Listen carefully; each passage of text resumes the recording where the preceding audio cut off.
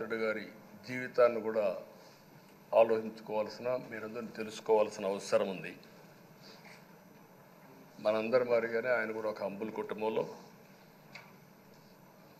1957 September 4వ తారీఖున ఉత్తరాంధ్రలో నర్సీపట్నంలో జన్మించారు. తల్లిదండ్రులు చింతకాయల వరహాల దొర చెల్లాయమ్మ గారు. యువత రాజకీయాల్లోకి రావాలని ఆ రోజు ఎన్టీ రామారావు గారు పార్టీ పెట్టిన మొదట్లో పిలిపిస్తే 25 సంవత్సరాల వయసుండే సమయంలో రాజకీయాల్లోకి వచ్చిన వ్యక్తి అయ్యన్న పాత్రుడు గారు. అక్కడి నుంచి 7 సార్లు ఎమ్మెల్యే అయ్యారు, ఒకసారి ఎంపీ అయ్యారు. ఎమ్మెల్యేగా, ఎంపీగా, మంత్రిగా తెలుగు రాష్ట్రాల్లో తనకంటూ ఒక ప్రత్యేకమైన ముద్ర వేయగలిగారు. ఏ పదవి ఇచ్చినా ఆ పదవికి వన్నె తీసుకొచ్చిన వ్యక్తి అయ్యన్న పాత్రుడు గారు. వారి కుటుంబం కూడా మనం ఆలోచిస్తే కొంతమంది ఫస్ట్ జనరేషన్లో రాజకీయాల్లోకి వస్తారు. అయ్యన్న పాత్రుడు గారిని చూస్తే 6 దశాబ్దాలు రాజకీయ చరిత్ర కలిగిన కుటుంబం. 1962లో అయ్యన్న పాత్రుడు గారి తాత లచ్చా పాత్రుడు గారు స్వతంత్ర పార్టీ నుంచి పోటీ చేసి గెలిచారు. స్వాతంత్ర సమరయోధుడు గౌత లచ్చన్న సమకాలికునిగా పనిచేశారు. అదే వారసత్వాన్ని కొనసాగిస్తూ అయ్యన్న పాత్రుడు గారు ఇప్పటివరకు పనిచేస్తున్నారు. 83, 85, 94, 99, 2004, 2014, 2024లో ఎమ్మెల్యేగా విజయం సాధించారు. నర్సీపట్నంలో తెలుగుదేశం పార్టీ పెట్టినప్పటి నుంచి వారే పోటీ చేస్తున్నారు. అది వారి యొక్క ప్రత్యేకత. 7 సార్లు ఎమ్మెల్యే గెలవడం, 16 సంవత్సరాలు మంత్రిగా పనిచేయడం, 1996లో అనకాపల్లి ఎంపీగా గెలుపొంది 2 సంవత్సరాలు అక్కడ పనిచేయడం, తెలుగుదేశం పార్టీ పాలిట్ బ్యూరో సభ్యుడిగా 10 ఏళ్ళు పనిచేశారు. టెక్నికల్ ఎడ్యుకేషన్, రోడ్లు, భవనాల శాఖ, అటవీ శాఖ, పంచాయతీరాజ్ శాఖ మంత్రిగా బాధ్యతలు నిర్వహించారు. 3 సార్లు R&B మినిస్టర్గా పనిచేశారు. అదేవిధంగా మనం ఒకసారి చూస్తే ఎప్పుడూ పోరాట యోధుడు, రాజీ పడని నాయకుడు, ఒక విశిష్టమైనటువంటి లక్షణాలుండే వ్యక్తి. తెలుగు రాష్ట్రాల్లో ఏ మారుమూల ఎవరిని అడిగినా అయ్యన్న పాత్రుడు గారిని గురించి చెప్తారు. 66 సంవత్సరాలు, ఇప్పుడు కూడా ఫైర్ బ్రాండే, చనిపోయే వరకు ఫైర్ బ్రాండ్గానే ఎక్కడ దాంట్లో రాజీనే లేదు. అదే మరి ఇంకొక పక్కన చూస్తే తనకంటూ ఒక ఇమేజ్. అదే సమయంలో లాయల్టీ ఫ్యాక్టరీలో కరుడు గట్టిన పసుపు యోధుడుగా పార్టీలో ఇంతవరకు ఉంటారు, ఎప్పటికీ ఉంటారు. అది ఆయన ప్రత్యేకత. నీతి, నిజాయితీ, నిబద్ధత ఇవన్నీ ఉణికిపుచ్చుకొని రాజకీయం చేశారు. 42 సంవత్సరాలు. ఇప్పుడు చాలామంది ఫస్ట్ టైం వచ్చేవాళ్ళు ఉన్నారు, కొంతమంది రెండోసారి వచ్చేవాళ్ళు ఉన్నారు. 42 సంవత్సరాలు ఒక నియోజకవర్గం అంటి పెట్టుకుని నర్చర్ చేసి 7 సార్లు గెలవడం అనేది ఒక అరుదైన అనుభవం. చాలామందికి 2-3 సార్లుగా ఫెట్టెక్కి వస్తుంది. అక్కడి నుంచి మనుషులు మారిపోతూ ఉంటాం. అలాంటి సందర్భంలో ఎప్పుడు కూడా రాజీ పడకుండా పనిచేశారు. 42 సంవత్సరాలుగా పసుపు జెండాను మోస్తూనే ఉన్నారు. పార్టీని కన్న తల్లిగా భావించే నాయకుడు, పోరాట యోధుడు. ఎప్పుడు కూడా రాష్ట్రంలో అభివృద్ధి చేయడమే కాకుండా ఉత్తరాంధ్ర అభివృద్ధి కోసం, ప్రత్యేకంగా విశాఖపట్నం అభివృద్ధి కోసం ఎనలేని కృషి చేసిన నాయకుడు అయ్యన్న పాత్రుడు గారని చెప్పి కూడా నేను మీకు తెలియజేస్తున్నాను. ఇంకొక పక్కన ఉత్తరాంధ్ర సుజల స్రవంతి, విశాఖపట్నం, విజయనగరం, శ్రీకాకుళం నీళ్లు కావాలి, గోదావరి నీళ్లు రావాలి, ఆ ప్రాంతం కూడా బాగుపడాలి. మా కరువు ప్రాంతానికి నీళ్లు కావాలని వెనకబడి క్యాబినెట్ మినిస్టర్గా దాన్ని శాంక్షన్ చేయించిన వ్యక్తి అయ్యన్న పాత్రుడు గారు. దానికి మనస్ఫూర్తిగా అభినందిస్తున్నాను. అందరికి కూడా కష్టాలు వస్తూ ఉంటాయి. ఆయన రాజకీయ జీవితంలో ఎప్పుడూ పడనటువంటి ఇబ్బందులు గత 5 సంవత్సరాలు పడ్డాడు. మామూలుగా కూడా కాదు. తన ఇంట్లోకి వందల మంది పోలీసులు పంపించారు. గోడలు పగలగొట్టారు. రాత్రిపూట భయంకరమైన వాతావరణాన్ని క్రియేట్ చేశారు. ఒక స్టేషన్లో కాదు, అనేక పోలీస్ స్టేషన్లో కేసులు పెట్టారు. రాత్రుల్లో దేశపోయి స్టేషన్ టు స్టేషన్ తిప్పారు. ఎక్కడా భయపడలా, ధైర్యంగా ఉన్నాడు. 23 కేసులు పెట్టారు. అందులో దగ్గర 10 కేసులు ఒక సిఐడిని పెట్టారు. అయితే రాజీలేని పోరాటం చేసి మనోనిబ్బరంతో ముందుకు పోయిన వ్యక్తి. కడాన మనందరం గుర్తుపెట్టుకోవాల్సింది 60 సంవత్సరాలు, 62, 63 సంవత్సరాలు ఉండే వ్యక్తి పైన అత్యాచారం కేసు కూడా పెట్టారు. ఇవన్నీ కాకుండా అంటే ఎలాంటి పాలకులు ఉన్నారు, ఎలాంటి జరుగుతాయి అనేదానికి ఒక ఉదాహరణ ఇవన్నీ జరిగాయి. అయితే ఒక్క విషయం ఎక్కువంటే సభ్యులందరికీ విజ్ఞప్తి చేస్తున్నాను. ప్రతి ఒక్క నాయకుల్లో కూడా ఒక స్ఫూర్తిదాయకమైన సంఘటనలు ఉంటాయి. అందుకే ఇన్నిసార్లు గెలుస్తారు. అలాంటి మన అయ్యన్న పాత్రుడు గారిలో ఉండే మంచి పాజిటివ్ పాయింట్స్ అన్నీ కూడా మీరు కూడా ఆలోచించుకోవాల్సిన అవసరం ఉంది. ఒక వ్యక్తి చట్టసభకు రావడం ఒక అరుదైన గౌరవం. ఇది ఒక అవకాశం. కొన్ని లక్షల మందిలో ఆ అవకాశం మనకు వస్తుంది. ఆ అవకాశంతోనే మనం అందరం ఇక్కడికి వచ్చాం.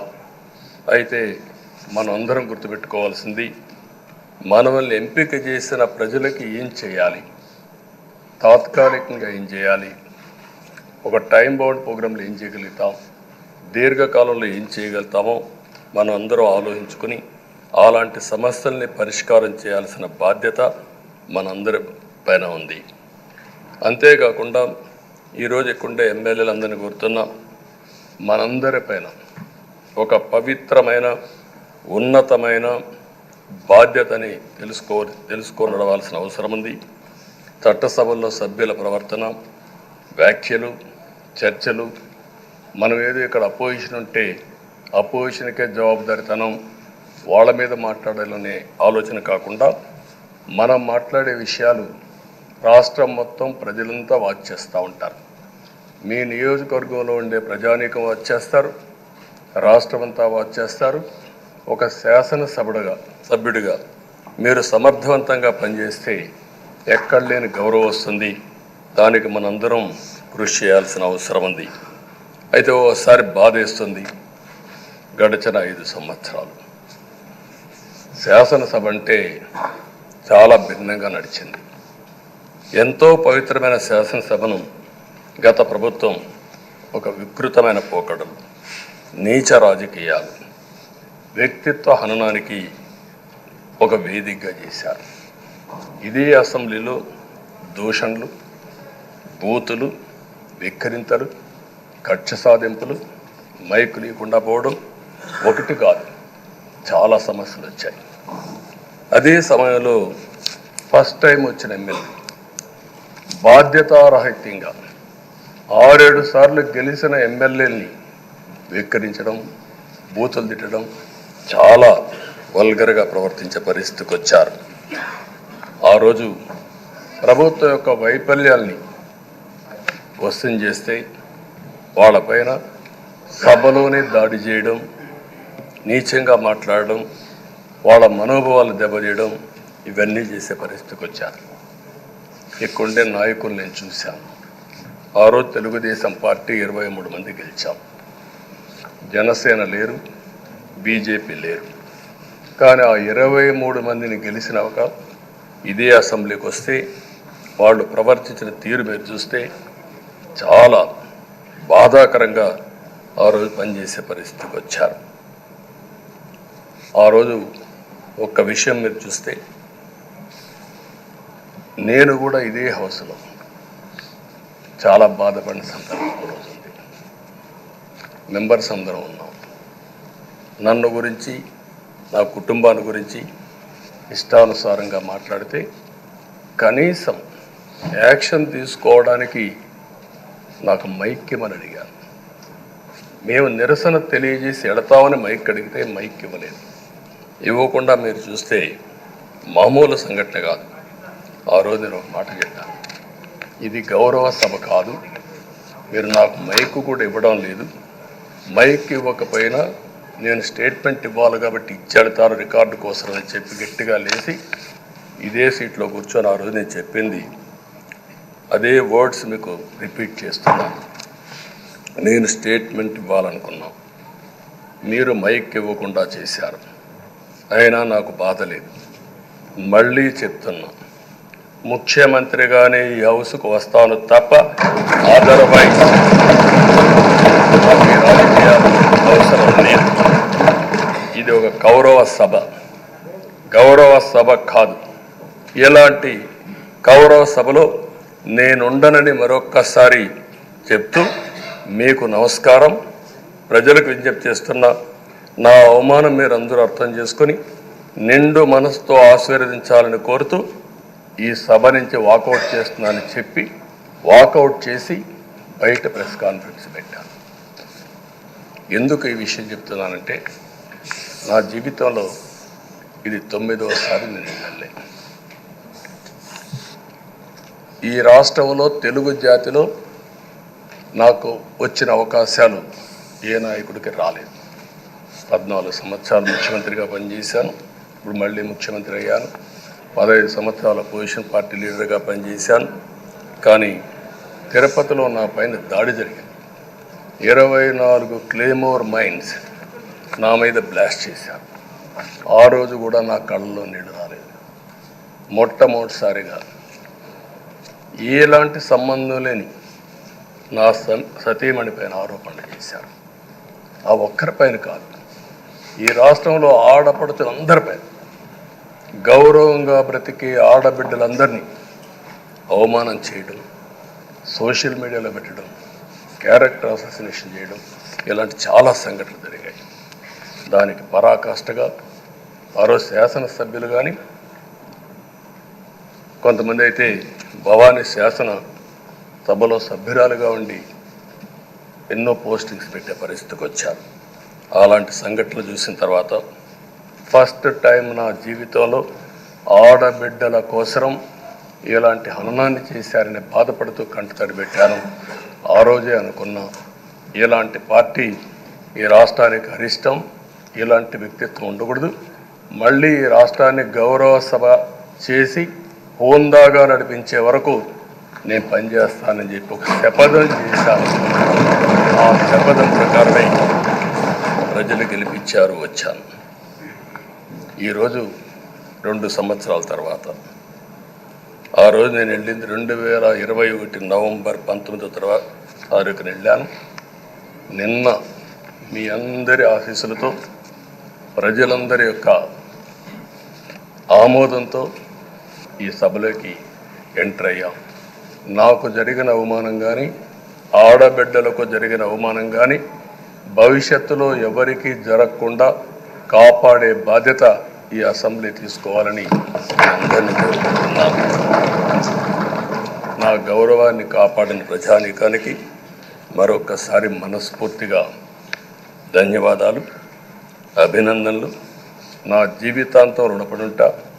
మళ్ళీ నాకు జన్మనంటే తెలుగువాడుగా పుట్టాలని, తెలుగు గడ్డ రుణం తీసుకోవాలని నా ఆకాంక్ష. తప్పకుండా ఇచ్చేస్తాను. మొన్న మీరు ఒక్కసారి చూస్తే ఎన్నికల్లో ఇక్కడుండే శాసనసభ్యులందరికీ అనుభవం ఉంటుంది. ఎక్కడో అమెరికాలో ఉండే వ్యక్తులు 5 లక్షలు 10 లక్షల రూపాయలు ఖర్చు పెట్టుకుని ఓటొచ్చి ఓటేయడం, నెల 2 నెలలు పనిచేసే పరిస్థితికి వచ్చారు. వేరే రాష్ట్రాల్లో ఉండే ప్రతి ఒక్కరూ ఇది నా బాధ్యత అనే ఉద్దేశంతో అందరూ వచ్చి ఓట్లేసే పరిస్థితికి వచ్చారు. కొన్ని సంఘటనలు చూస్తే ఆశ్చర్యం వేస్తుంది. హైదరాబాద్ నుంచి ఎన్నికల ముందు రోజున 55 ట్రైన్లు వేశారు. 55 ట్రైన్లో ఫుట్పాత్లపై నిలబడుకొని వచ్చారు. ఏసీలో ఫుల్గా, మామూలుగా ఏసీ అంటే ఒక ప్రెషర్ ఉంటుంది, ఎక్కువ మంది ఉంటే గాలి ఆడదు, అయినా కూడా లెక్క పెట్టుకోకుండా వచ్చారు. వీళ్ళందరినీ మనం పిలిస్తే రాలా, మనం ఆర్గనైజ్ చేస్తే రాలా. కానీ ప్రజలు గెలవాలి, ఈ రాష్ట్రాన్ని కాపాడుకోవాలని పిలిపిచ్చాం. ఎన్డీఏ, పవన్ కళ్యాణ్ గారు, బీజేపీ, తెలుగుదేశం ముగ్గురం కలిసి దాంతో స్పందించి పెద్ద ఎత్తున ప్రతి ఒక్కరూ మా బాధ్యతను వచ్చారు. అదే మాదిరిగా పేదవాడు భోజనం తెచ్చుకొని బస్సుల్లో వచ్చి ఓటేసి మళ్ళీ వెళ్ళారు. అంటే అంత అభిమానం చూపించారు. వాళ్ళ రుణం తీర్చుకోవాల్సిన బాధ్యత ఈ సభ పైన ఉందని చెప్పి మీ అందరికీ తెలియజేస్తున్నా. ఆ బాధ్యతని మన కళ్ళ ముందర ఎప్పుడూ కనపడవలసిన అవసరం ఉంది. ఈరోజు రాష్ట్రం విధ్వంసమైన రాష్ట్రాన్ని మళ్ళీ గాడిని పెట్టాలి. మంత్రులందరం ప్రమాణ స్వీకారం చేశాం, పవన్ కళ్యాణ్ గారు అందరం కూడా చేశాం. కానీ ఈరోజు ఒక్కసారి ఆలోచిస్తే ఎక్కడున్నామో తెలియని పరిస్థితి, ఎంత అప్పు ఉందో తెలియని పరిస్థితి, చాలా సమస్యలు ఉన్నాయి. అయితే ప్రజలు మంచి ఎమ్మెల్యేలు ఎన్నుకున్నారు. నేను కానీ, పవన్ కళ్యాణ్ గారు కానీ, బీజేపీ కానీ, అగ్రనాయకత్వం అందరం కూడా, నరేంద్ర మోడీ గారితో సహా ఇంకొక పక్క అమిత్ షా గారు అందరం కూడా మీటింగ్లు పెట్టినప్పుడు చాలా స్పష్టంగా హామీలు ఇచ్చాం. అవి నమ్మారు, మనలందరినీ ఎంపిక చేసుకున్నారు. మీరందరూ కలిసి ఒక మంచి వ్యక్తిని, రాజకీయాల్లో గౌరవాన్ని కాపాడే వ్యక్తిని, పార్టీని నమ్ముకున్న వ్యక్తిని మీరు ఎన్నుకున్నారు. ఈరోజు మనందరం కూడా గుర్తుపెట్టుకోవాల్సింది, ఇక్కడికి వచ్చినప్పుడు అవతల పార్టీ వాళ్ళు కూడా మనం ఎగతాళి చేయాల్సిన అవసరం లేదు. ప్రజలు పనిష్మెంట్ ఇచ్చారు. ఇదే హౌస్లో నేను చూశాను, 23 సీట్లు మాకు వచ్చాయి. నేను బాధపడ్డాము. కానీ ప్రజాస్వామ్యాన్ని గౌరవించాలనే ఉద్దేశంతో ప్రజాస్వామ్యుతంగా పనిచేశాం. 23వ తారీఖు ఎన్నికల రిజల్ట్స్ వస్తే దాన్ని వక్రీకరించి 23వ తారీఖున దేవుడు రాసిన స్క్రిప్ట్ ఇది, మీకు 23 సీట్లు వచ్చాయని మాట్లాడారు. ఇప్పుడు నేను అడుగుతున్నా, కూటమికి 164 సీట్లు వచ్చాయి. 1, 6, 4 కూడుకుంటే 11 వస్తుంది. రాష్ట్రంలో దగ్గర 1631 రోజులు అమరావతి రైతాంగం ఆడబిడ్డలు ఉద్యమం చేశారు. ఆ 4 నెంబర్లు కలుపుకుంటే 1, 6, 3, 1 కలుపుకుంటే 11 వస్తుంది. అంటే ఇది కూడా భగవంతుడి స్క్రిప్ట్ అయినా కూడా నేను మాట్లాడడం లేదు, నేను కామెంట్ చేయడం లేదు. ఈరోజు ఉంటే వాళ్ళకు కూడా అర్థమయ్యేది. వాళ్ళు ఉండకుండా పోవడం అనేది వాళ్ళ పిరికితనం తప్ప ఇంకోటి కాదని చెప్పి కూడా నేను మీకు తెలియజేస్తున్నా. అయితే నేను ఇక్కడుండే సభ్యులను కూడా మిమ్మల్ని కోరుతున్నా, మనం ప్రజా సమస్యలపైన దృష్టి పెట్టాలి తప్ప వీళ్ళ మీద కాదని చెప్పి కూడా నేను మీకు తెలియజేసుకుంటున్నాను. ఆ రోజు పవన్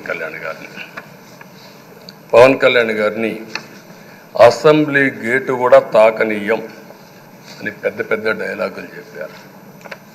21 సీట్లలో పోటీ చేసి 21 సీట్ని గెలిపించారు.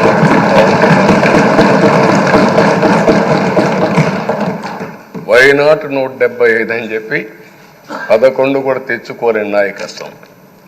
అంటే ఏ విధంగా మాట్లాడారు అనేదానికి ఇది ఒక ఉదాహరణ. ఆ రోజు పవన్ కళ్యాణ్ గారు చాలాసార్లు, నేను కూడా నాను, బయట చాలామంది అభినందించారు. ఎక్కడ తగ్గాలో తగ్గడం, ఎక్కడ గెలవాలనో గెలవడం నేర్చిన వ్యక్తి పవన్ కళ్యాణ్ గారు. ఈరోజు మనందరం కూడా గుర్తుపెట్టుకోవాల్సింది, రాజకీయాల్లో సుదీర్ఘమైన రాజకీయాల్లో ఉన్నాం. మొత్తం కలిసి 16వ సభ. మీ అందరికంటే సీనియర్ మోస్ట్ నేను.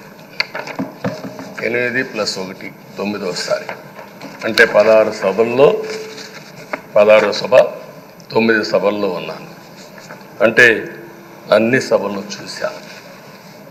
నా జీవితంలో ఎప్పుడూ చూడని సభ మొన్న జరిగిన సభ. 15వ శాసనసభ. కానీ ఇప్పుడు నేను కోరుకునేది మీ దగ్గర నుంచి అది ఒక చెడు సభ కింద, ఒక కౌరవ సభ కింద మనం భావించాం. కానీ అత్యున్నతమైన సభగా 16వ శాసనసభని నిర్వహించే బాధ్యత మనందరిపైన ఉంది. గౌరవప్రదంగా నిర్వహించాలి. అదే సమయంలో ఇక్కడుండే ప్రతిపక్షాన్ని దృష్టిలో పెట్టుకొని కాదు, 24 గంటలు మనం ప్రజలతో ఉండాలి. ప్రజాప్రభుత్వంగా ప్రజలకు జవాబుదారితనంగా ఉండాల్సిందిగా నేను మిమ్మల్ని అందరినీ కోరుకుంటున్నా. ఈరోజు మనందరికీ అధికారం ఇవ్వడం కాదు, అతి ముఖ్యమైన బాధ్యత ఇచ్చారు. ఈ రాష్ట్రాన్ని మళ్ళీ ఘాటున పెట్టమని మనతో మాట్లాడారు, మనకు చెప్పారు. ఎప్పుడు కూడా నేను ఒకటే భావిస్తాను, ప్రజా జీవితాలను మార్చే శక్తి ప్రభుత్వ విధానాలకు ఉంటుంది. ఆ ప్రభుత్వ విధానాలకు రూపకల్పన చేసే సభ ఈ చట్టసభ. ఈ విషయం ప్రతి ఒక్కరూ గుర్తుపెట్టుకోవాల్సిన అవసరం ఉంది. ఈరోజు మనం చేసే పని ఈరోజు ప్రజల భవిష్యత్తే కాకుండా భావితరాల భవిష్యత్తు కూడా నిర్ణయిస్తుంది. ఈరోజు భారతదేశం 91లో ఆర్థిక సంస్కరణలు వచ్చాయి. ఒక తెలుగు బిడ్డ పివి నరసింహరావు గారు ఆర్థిక సంస్కరణలు ప్రవేశపెట్టారు. ఈరోజు భారతదేశం ముందు చాలా వరకు అభివృద్ధి అయ్యే పరిస్థితి వచ్చింది. ఆయన ప్రవేశపెట్టిన ఆర్థిక సంస్కరణను నేను ఆదర్శంగా తీసుకొని ఆ రోజు ఉమ్మడి ఆంధ్రప్రదేశ్లో అనేక పాలసీలు తీసుకొచ్చాం, సంస్కరణలు తీసుకొచ్చాం. ఐటీ, విద్య, పాలనా రంగం, ఇన్ఫ్రాస్ట్రక్చర్ ఇవన్నీ మనం తీసుకొచ్చాం. ఎన్నో డికేడ్స్ కాదు, 25 సంవత్సరాల్లో దాని యొక్క ప్రభావం మనం అందరి ముందు కనపడుస్తుంది. ఈరోజు హైదరాబాద్ నగరం వన్ ఆఫ్ ది బెస్ట్ సిటీగా ఉందంటే 25 ఏళ్లకు మనకు తీసుకున్న నిర్ణయాలే కారణం. ఈరోజు నేను అందరినీ ఒకటే కోరుతున్నా, మీ అందరినీ, ఈరోజు భారతదేశం 5వ అతిపెద్ద ఆర్థిక వ్యవస్థ. ఇంకొక 4-5 సంవత్సరాల్లో ఎన్డీఏ ఆధ్వర్యంలో 3వ అతిపెద్ద ఆర్థిక వ్యవస్థగా తయారవుతుంది. 2047 వికసిత్ భారత్ ఎన్డీఏ నరేంద్ర మోడీ గారి కల అయితే, వికసిత్ ఆంధ్రప్రదేశ్ మనందరి కల కావాల్సిన అవసరం ఉంది. నాకు ఏమాత్రం అనుమానం లేదు, భారతదేశం ప్రపంచంలో అగ్రస్థానానికి వెళ్తాం. నెంబర్ 1 కానీ నెంబర్ 2 కానీ ఉంటాం. అదే సమయంలో మనందరి ఆశయం, మనం చేసే చట్టాలన్నీ కూడా తెలుగువారు ప్రపంచంలోని నెంబర్ 1గా ఉండాలని, ఆంధ్రప్రదేశ్ని జీరో పావర్టీ స్టేట్గా తయారు చేసి ఆర్థిక అసమానతలు తగ్గించే విధానానికి ఈ సభ శ్రీకారం చుట్టాలని కోరుకుంటూ, దానికి అయ్యన్న పాత్రుడు గారి అధ్యక్షతన మనం ముందుకు పోవాలని చెప్పి మనస్ఫూర్తిగా కోరుకుంటున్నాను. ఇంకొక పక్క ఈరోజు మీరందరూ కూడా గుర్తుపెట్టుకోవాల్సింది, ఈ సభలో దూషణలు, వెకిలి చేష్టలు అవి కాకుండా ఉందాతనంతో ప్రతి ఒక్కరం కూడా ముందుకు పోయే విధంగా కార్యక్రమాన్ని తీసుకుపోవాల్సిందిగా నేను కోరుతున్నాను. 16 సభలు మనం చూసాం. ఈ 16 సభలు మీరు చూస్తే ఆంధ్రప్రదేశ్ శాసనసభ హేమీలు వచ్చారు. అందులో టంగుటూరి ప్రకాశం పంతులు, ఎన్జి రంగా, నీలం సంజీవరెడ్డి, బెజవాడ గోపాల్ రెడ్డి, తెన్నేటి విశ్వనాథం, గౌత లచ్చన్న, పివిజి రాజు, పుచ్చలపల్లి సుందరయ్య, అయ్యదేవర కాళేశ్వరరావు, చండ్ర పుల్లారెడ్డి, వావిలాలు గోపాలకృష్ణయ్య, మోటూరి హనుమంతరావు, గుంటూరి బాపనయ్య, కాకాని వెంకటరత్నం లాంటి ఉద్దండులందరూ వచ్చారు. వీళ్ళు కాకుండా పివి నరసింహరావు ఈ రాష్ట్రంలోని పుట్టి కేంద్రం నుంచి ఆర్థిక సంస్కరణలు తీసుకొచ్చారు. ఇంకో పక్కన ఎన్టీ రామారావు గారు, ఒక చరిత్ర సృష్టించిన యుగ పురుషుడు ఎన్టీ రామారావు గారు. వీళ్ళందరూ మనకు ఆదర్శం కావాలని మనస్ఫూర్తిగా కోరుకుంటున్నాను.